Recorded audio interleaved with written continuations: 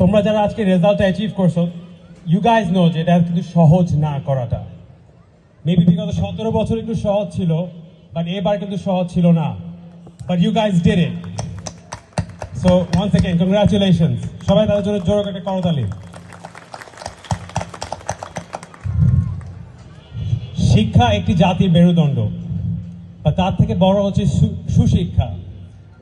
আমরা যেটা পড়তেছি, যেটা আমরা শিখতেছি, সেটা যদি আমরা অ্যাপ্লাই না করতে পারি, আমরা যদি কাজে না লাগাতে পারি, তাহলে কিন্তু আমাদের শিক্ষাটা কিন্তু কোনো লাভ নাই।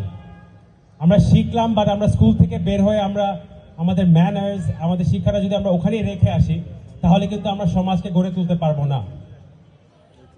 সো তোমরা যারা এই রেজাল্টটা অ্যাচিভ করছো, আই এম হোপিং যে তোমরা এটা কন্টিনিউ করবা, এবং যারা ইউনিভার্সিটি যাবা, কলেজে উঠবা, ওখানে তোমরা এর থেকে ভালো রেজাল্ট অ্যাচিভ করবা।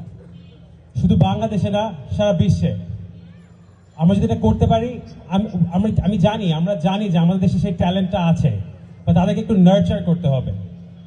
আমাদের তরুণ সমাজকে যদি আমরা এখন থেকে যদি সাপোর্টটা না দেই, এবং পড়ার পরে যদি তাদেরকে বেকারত্ব থেকে আমরা না নিয়ে আসতে পারি, তাহলে কিন্তু আমরা সমাজটা গড়ে তুলতে পারবো না। তো আমাদের আব্দুল হাই অ্যান্ড রাবেয়া ফাউন্ডেশন থেকে আমাদের টার্গেট সেটাই, যে পড়াশোনার পাশাপাশি যেন কাজের ক্ষেত্রে যেন ছেলেমেয়েরা যেন এগিয়ে থাকতে পারে, আমরা সেই চেষ্টা করে আমরা কাজ করতে চেষ্টা করছি। আমরা চাই যে টু ডেভেলপ আ সোসাইটি যেখানে সবাই কন্ট্রিবিউট করতে পারবে তাদের শিক্ষা এবং তাদের মেধা দিয়ে। So once again, thank you all for being here today and achieving this amazing result that you did. And I wish you got all the best for all the future academic endeavor. Thank you so much.